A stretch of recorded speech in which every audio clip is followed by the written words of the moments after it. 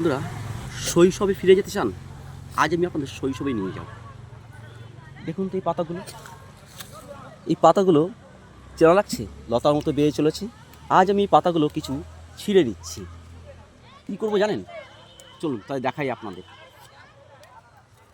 এই যে পাতাগুলো আমার ছিঁড়ে নিচ্ছি, অনেক পাতা হয়ে আছে। এই দেখুন আমি কত পাতা সংগ্রহ করেছি। এই পাতা দিয়ে কী হতে চলেছে জানেন? চলুন আপনাদের দেখাচ্ছি। আমি পাতাগুলো একটু ধুয়ে নিই।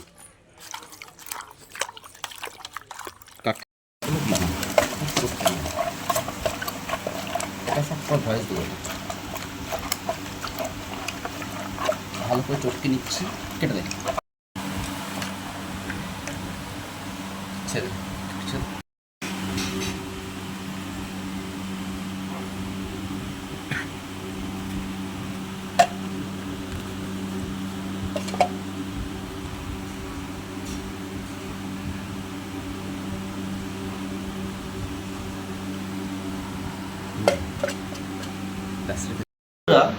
আমার এই বাটিতে কি দেখতে পাচ্ছেন? দেখুন তো, থল থল থল থল নিশ্চয়ই এতক্ষণ বুঝে গেছেন এটা কি। আমি এই থালার মধ্যে জাস্ট উল্টে দেবো, এটাকে উল্টে দিলাম। দেখুন আস্তে আস্তে এই বাটিটা তুলব। দেখি আস্তে আস্তে আমি তোলার চেষ্টা করছি। হ্যাঁ দেখুন তো, দেখুন তো, একদম দই না। এবার এটা যদি সুন্দর কাটা যায়, দেখুন আমি কাটছি, আমি এটা কেটে নিলাম। এটা আমি কী বানিয়েছি জানেন?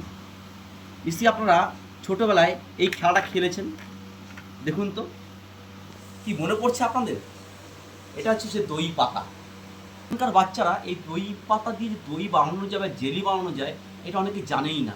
ছোটোবেলায় নিশ্চয়ই আপনারা খেলনা বাটি খেলার সময় এমনভাবে দই পাতা দিয়ে দই বানিয়েছেন। দেখুন তো কি সুন্দর থল থল থল থল করছে না?